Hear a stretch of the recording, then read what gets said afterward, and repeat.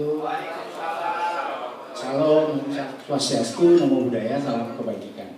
Teman-teman media, hari ini terima kasih sekali nih datang di sini. Kita atas nama Batavia Music Company dengan MD Media, luar biasa senang sekali teman-teman datang, walaupun tadi ada beberapa yang masih belum hadir, tapi nggak apa-apa ya, kita mulai aja. Hari ini kita akan membahas sebetulnya sebuah gerakan yang sangat tinggi kepeduliannya kepada musik kita, musik negeri kita. Musik ini kita tidak berbuat sesuatu yang luar biasa. Bagaimana musik koplo, bakat-bakatnya dijaring. Tahap awal ini, tahun ini saja kita ingin menyelesaikan 8 kota. Mudah-mudahan ke depan bisa lebih dari 100 kota.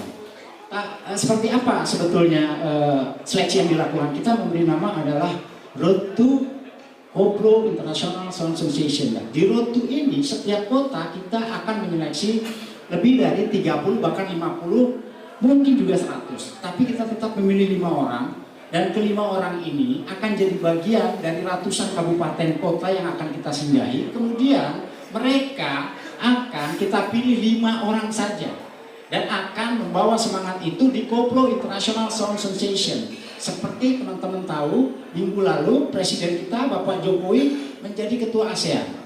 Kita ingin juga jadi semangat itu. Dan Batavia Music Company adalah perusahaan pertama yang mendukung semangat itu. Caranya bagaimana? Caranya adalah kita akan mengundang 11 negara ASEAN itu. Nah, teman-teman yang beberapa di sini udah kenal, ada Mulyano mungkin dari Singapura.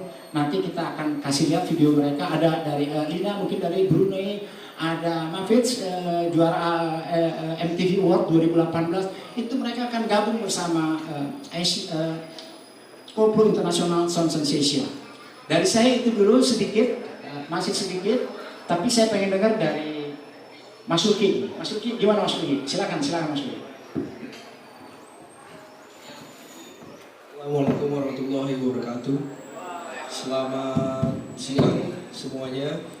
Terima kasih sudah datang dan support acara ini. Saya di sini ya, kita berbangga bisa bertemu dengan Mas Koko, ada Mas Teo juga.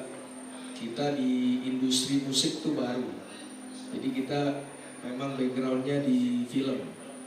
Nah, ini kita diajak teman-teman untuk membuat program ini. Saya pikir programnya cukup bagus.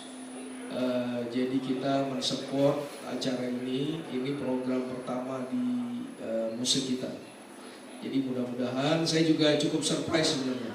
Ada teman-teman artis kasih greeting gitu, semuanya semangat. Saya juga lucu juga, sebenarnya saya juga nggak ngerti koplo awalnya apa, tapi saya lihat banyak yang antusias. Saya kaget juga sih. Ini nggak cuma artis, tapi produk pun saya sempat mention, mereka bilang wah lu udah bener nih main beginian gitu kan. Saya nggak ngerti sebenarnya. Jadi ya saya mohon support. Ya balik lagi Pak Koko, atas supportnya. Saya juga terima kasih udah didatangi oleh YouTube dari Gajah Mada. Terima kasih teman-teman wartawan, sekali lagi terima kasih. Nah, mudah-mudahan kedepannya akan ada update-update baru. Program ini memang misinya besar, jadi mudah-mudahan tercapai. Dari 100 kota nanti big eventnya ada di Jakarta. Rencananya kenapa namanya internasional, mungkin kita bisa bawa artis dari luar yang ingin bergabung untuk membuat acara koplo ini. Nah, mudah-mudahan musik koplo ini makin berkibar, dan kita ada musik kita sendiri, musik identitas Indonesia. Ya, mudah-mudahan sekali lagi terima kasih, mohon doanya. Saya pikir seperti itu, Mas Koko. Terima kasih. Dari Haji, ada tambahan? Terima kasih. Udah, Mas Haji. Oke, silakan Teo. Gimana Teo? Ya, assalamualaikum warahmatullahi wabarakatuh. Terima kasih atas kedatangan Pak Muara juga di sini, kedatangan Cimike juga, dan kedatangan ada Rizky Ridho, ada Lala Widi, dan teman-teman wartawan di sini semua. Ya, Timeless selaku publishing, kita sangat bangga bisa diajak berpartner dengan Batavia Music Company dan Deteksi tentunya. Siapa yang nggak tahu Deteksi sebagai legenda event organizer di Indonesia yang telah menelurkan banyak event besar dan sejarah, memecahkan rekor juga. Harapan Timeless di sini kita bisa menjaring banyak karya di daerah. Kita bisa membantu teman-teman, baik itu musisi, baik itu artis, baik itu pencipta lagu maupun produser di daerah, ikut mengedukasi mereka dan update ke industri yang aktual saat ini ada gitu. Itu kenapa kita ajak juga Bang Muara di sini, karena banyak teman-teman kita di daerah itu belum paham seperti apa industri. Jadi ketika mereka tidak paham tentang industri dan perkembangannya, tentunya itu suatu pertanda yang buruk untuk budaya kita. Jadi tidak ada kepastian di masa depan kalau mereka tidak tahu. Makanya kita kerja keras untuk mengedukasi gitu ya Pak ya. Kita datang ke sana untuk mengajak mereka hadir di industri, untuk mengajak mereka tampil dan ikut menjadi bagian gerakan budaya ini. Ya, kalau kami menyebutnya ini gerakan budaya ya, Koplo International Sound Sensation. Karena ini melibatkan mungkin ratusan jenis musik yang sudah bertransformasi dengan koplo. Contohnya ada jaranan dangdut di Nganjuk, ada tarling, ada bajidor, dan banyak ratusan musik lainnya. Dan itu memiliki komunitas yang sangat besar dan layak kita persatukan dalam event ini. Seperti itu mungkin dari saya. Oke, baik. Sekarang Bang Muara nih. Gimana Bang Muara? Silakan. Bang Muara, kita semangat nih teman-teman yang media yang baru. Silakan masuk. Masih ada kursinya. Silakan Bang Muara. Terima kasih Rio yang sudah mengundang ke acara ini. Selamat siang semuanya. Pak Kuko, terima kasih juga ya udah memperkenalkan saya. Saya partner manager YouTube khusus bidang musik. Jadi kalau misalnya di YouTube itu ada beberapa vertikal kayak top creator kayak Raditya Dika, Atta Halilintar, itu ada orangnya sendiri yang menghandle. Terus ada yang kayak gaming kayak Mio Ok, kayak Force Diamond, itu ada vertikal sendiri gitu. Nah kebetulan kalau musik itu karena nature-nya itu berbeda dan sistemnya di dalam itu rada kompleks, itu harus ada tim sendiri yang menghandle untuk musik. Nah kebetulan di Indonesia saya ditugaskan tim YouTube untuk menghandle vertikal musik. Intinya begitu. Nah ketika saya diundang ke acara ini oleh Theo, ya, saya agak surprise juga. Teh ini apaan sih, kayak gitu ya? KISS, ya kan?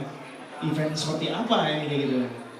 Oh bang, ini kita mau ngumpulin teman-teman di seluruh antero Indonesia supaya kita bisa ngumpulin mereka, melatih mereka, dan supaya mereka bisa jadi tempat ekspresi, sehingga mereka bisa mengeluarkan daya tarik mereka dalam bidang seni, sekaligus bisa monetize, bisa mendapatkan royalti dari situ, dapat duit lah intinya seperti itu ya.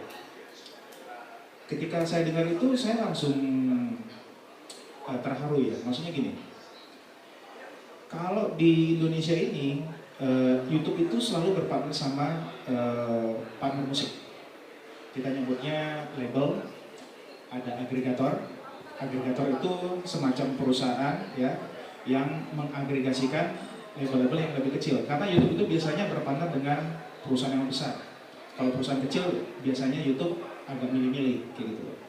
Nah, kalau agregator itu perusahaan yang lebih besar, tapi dia mengagregasi perusahaan-perusahaan yang lebih kecil supaya bisa berkomunikasi dengan YouTube, intinya begitu.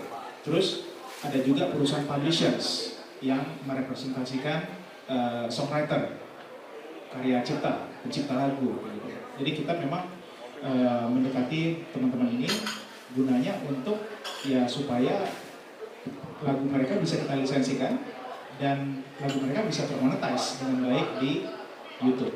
Semuanya happy. YouTube dapat duit, artisnya dapat duit, pencipta lagu dapat duit, enterprise-nya, company-nya dapat duit juga. Jadi semuanya happy, gitu ya. Nah, problemnya nggak banyak agregator atau publisher yang mau melebarkan sayapnya ke sama-sama Merauke. Kenapa? Karena masalah logistik, ya kan mahal. Nggak mungkin kita rekrut satu di Medan, satu di Sulawesi, satu di mana gitu ya. Itu biayanya sangat tinggi. Dan YouTube-nya juga jarang untuk datang ke kota-kota ini gitu loh. Sementara yang kita tahu tingkat penetrasi internet makin bagus. Untuk handphone juga makin murah, handphone yang canggih ya, yang bisa internet lah gitu ya, 3G atau 4G, 5G itu makin murah. Sehingga koneksi orang untuk datang ke dalam YouTube, untuk membuka aplikasi YouTube itu makin besar. Jadi untuk mengkonsumsi lagu-lagu, konten-konten yang ada di YouTube itu makin banyak orang dari sahabat Merauke. Problemnya mereka itu sebagian dari mereka adalah seniman, tapi mereka belum tahu cara memontas yang baik di dalam YouTube gitu loh. Nah, dan YouTube juga susah untuk datang ke satu-satu dari mereka. Jadi kita sebenarnya mengharapkan teman-teman kayak publisher atau agregator ini, ya seperti Mas Theo di sini, untuk datang ke mereka-mereka ini gitu. Nah, makanya begitu saya diumumkan ada acara yang seperti ini, yang tujuannya memang untuk merangkul teman-teman yang belum terlalu mengerti tentang hal tersebut, itu saya support banget. Ya kan? Mau diundang boleh, mau ada workshop ayo, mau ada acara gimana, mau support apa lagi kira-kira yang bisa kita bantu. Tentunya pasti ada limitasi di sana kan. YouTube-nya kan sebuah perusahaan juga ini ya. Gitu. Tapi tetap gerakan-gerakan yang seperti ini itu dari sisi YouTube itu kita mau support. Tinggal nanti dipikirkan kira-kira supportnya seperti apa ya, kayak gitu ya. Apakah berupa sponsorship, apakah berupa edukasi dengan artis, dengan pencipta, itu nanti kita bisa bicarakan. Tapi setidaknya acara itu jarang. Acara yang seperti itu jarang. Biasanya teman-teman agregator atau publisher itu datang ke door to door. Betul, Pak, saya agregator ini, saya publisher ini, mau nggak join sama saya? Biasa begitu. Yang bikin event jarang. Ada beberapa agregator sering bikin event, tapi itu pun mungkin satu kuartal satu kali, satu semester satu kali, ya kan? Belum ada yang tiap bulan sekali, tiap bulan 2 kali, itu jarang. Jadi semakin banyak kayak KIS kayak gini mengeksekusi di Indonesia, membawa teman-teman seniman ya ke dalam ranah YouTube supaya jadi lebih pintar, supaya jadi lebih kaya dalam pikiran, dalam material, itu kita harus begitu ya. Itu sih. Terima kasih. Terima kasih Bang Muara. Ini tadi kalau bicara YouTube tadi jelas ya. Jadi kalau satu kota aja kita satu tim aja ada 5 orang, kita bikin 1 orang itu ada kesempatan membuat konten 5 berarti 25 tuh sehari. Tapi kalau 4 tim berarti sehari itu bisa 100 tuh.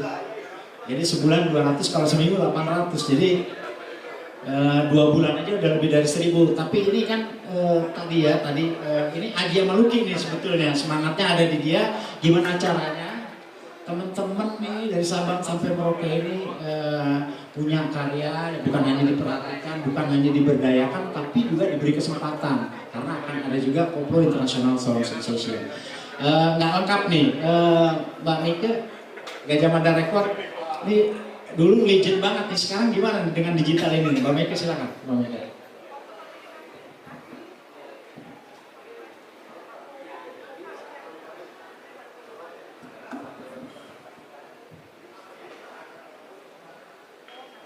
Selamat siang, salam sejahtera buat teman. Iya Mbak. Thank you Mas Tio udah di-invite di Jawa Barat Mas Koko yang akhirnya kita baru ketemu ya hari ini dan yang lainnya. Ya, sebenarnya untuk case ini, jadi aku baru dengar beberapa Tio ya. Jadi waktu itu Mas Tio, aku ada kayak gini, wah pokoknya kalau dari Gajah Mada Record, kalau udah dengar yang namanya koplo itu semangat banget sih. Karena memang kita kan Gajah Mada Record itu base-nya itu memang dari dangdut, terbesarnya itu dari koplo gitu. Jadi dari kecil aku tuh ibaratnya pagi-pagi udah ini apa kamu suka nggak? Jadi memang udah mendarah daging ya kalau untuk urusan dangdut dan perpopuleran ini. Jadi dengan ada event KIS ini ya kita dari label Gajah Mada itu sangat mendukung sih, sangat mensupport untuk event ini. Jadi makanya aku bilang apa yang perlu dibantu, apa yang perlu kita jalankan, kita full support.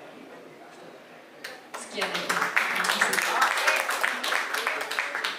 Terima kasih Mbak Meika. Nggak lengkap juga kalau teman-teman MD ada maksudnya nih teman MD udah support masyarakat harus ngomong dong nih kita. Boleh lewat sini MD silakan Mbak MD nih. Thank you banget ini MD.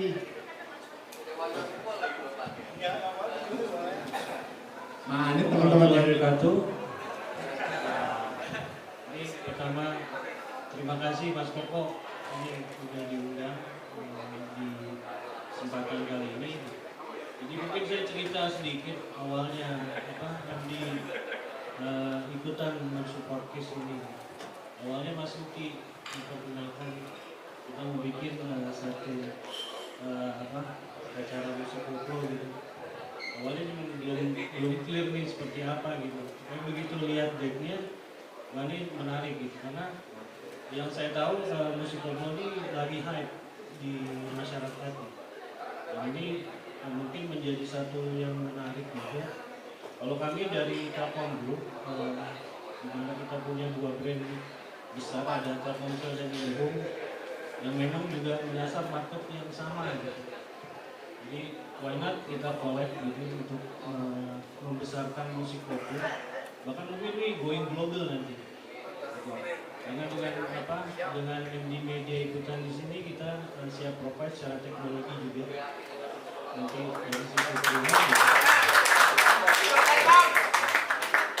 ujung-ujungnya pasti ini jadi satu bisnis yang win-win bagi semua.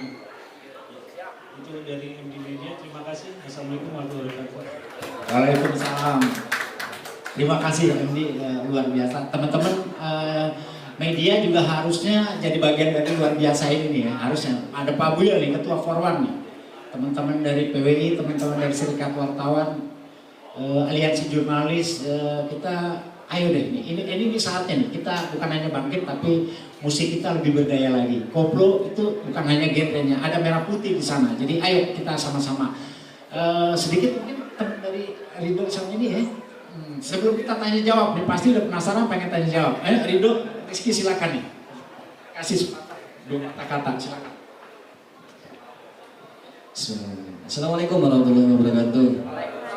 Selamat siang semuanya teman-teman. Alhamdulillah Iki itu sangat senang sekali dan ada juga ya kita senang banget sudah diundang ke sini, sudah diperkenalkan KIS ini seperti apa. Yang kita tangkap adalah tujuannya baik banget, visi dan misinya juga baik banget. Dan mudah-mudahan Koplo International Song Sensation ini bisa berjalan dengan lancar. Terus seiring berjalannya waktu nanti bisa berinovasi lagi, maunya seperti apa, tujuannya lebih baiknya seperti apa. Dan Ekido juga senang sudah bagian dari Koplo International Song Sensation KIS ini. Yang mudah-mudahan kita bisa menemani KIS untuk keliling Indonesia. Mudah-mudahan ya, untuk bisa menghibur seluruh masyarakat Indonesia. Ya jangan hanya di Indonesia, mudah-mudahan internasional juga ya, keliling dunia. Dan ada juga Kak Lala Widi, terima kasih juga. Yang mudah-mudahan nanti kita siap support lah. Intinya terima kasih juga buat Gajah Mada Record. Ini sudah menjadi keluarga baru buat Iki dan Indo. Ya insya Allah nanti kita siap membantu untuk keliling Indonesia. Amin. Juga sekian dan terima kasih. Assalamualaikum warahmatullahi wabarakatuh. Waalaikumsalam. Itu sebelahnya tuh Lala, ayolah Lala nih. Terima kasih nih Lala. Tadi malam di Semarang nih dia konser. Sekarang udah ada di sini. Ayolah, gimana? Terima kasih Pak. Selamat sore, saya Lala Widi, salam kenal. Tentunya saya sebagai penyanyi yang berangkat dari daerah sangat mendukung KIS ini.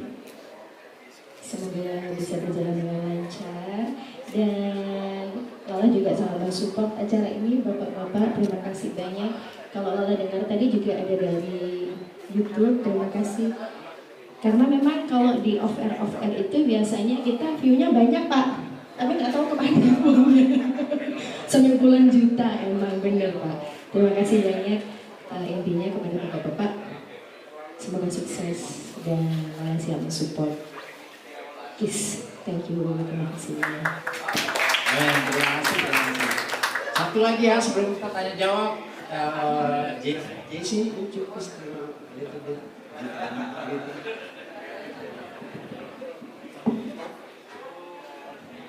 Hello, nice to meet you. My name is Jason from Korea. Firstly, I would like to say thank you for inviting me. It's a great event. Hopefully, one day we can collaboration with a Korean truck.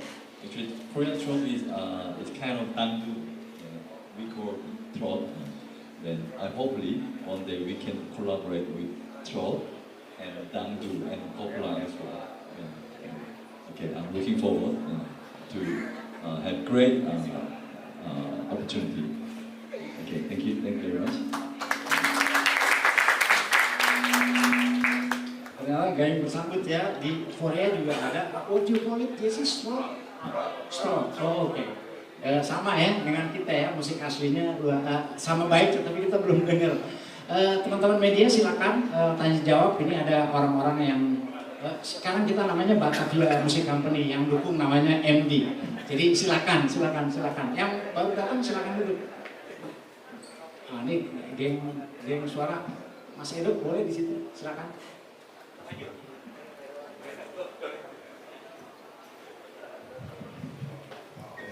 Selamat sore, sukses. Tapi ada kabar gembira sebetulnya. Kabar gembira bahwa teman-teman musisi, baik itu penyanyi, pencipta lagu, komposer yang ada di daerah khususnya di Nusantara yang bermain di sekarang musik koplo ini ada ruang buat mereka yang selama ini sebetulnya mereka kesulitan informasi, tidak ada akses mereka untuk lebih besar karena bermain bagaimana mungkin saya pikir KIS ini membawa mereka dari pinggir menuju ke tengah sampai ini sebuah peluang yang sangat luar biasa. Cuma ada satu hal yang menjadi concern mungkin juga teman-teman tadi Mas yang dari kanal itu ini juga agak menarik buat saya. Mudah-mudahan KIS ini tidak hanya sekedar mencari, menemukan dan mengangkat mereka, tapi justru KIS menjadi inkubasi agar musisi ini punya keilmuan. Secara industri mereka paham tentang industri, tapi mereka juga paham tentang karya yang mereka ciptakan. Saya pikir ini menjadi sangat luar biasa. Jadi ada sebuah entertainment yang diajarkan ke mereka. Jadi mereka juga harus belajar bagaimana soal lirikasi, komposisi, notasi, terutama untuk di musik koplo. Saya pikir ini mungkin begitu banyak nanti mentor-mentor yang bisa diajarkan. Salah satu mentornya mungkin adalah Mas Enda, karena dia bagaimana secara digital mereka bisa belajar monetize sehingga karya. Saya pikir nanti kalau saya ngebayangin kalau 800 talent yang ditemukan itu sangat luar biasa.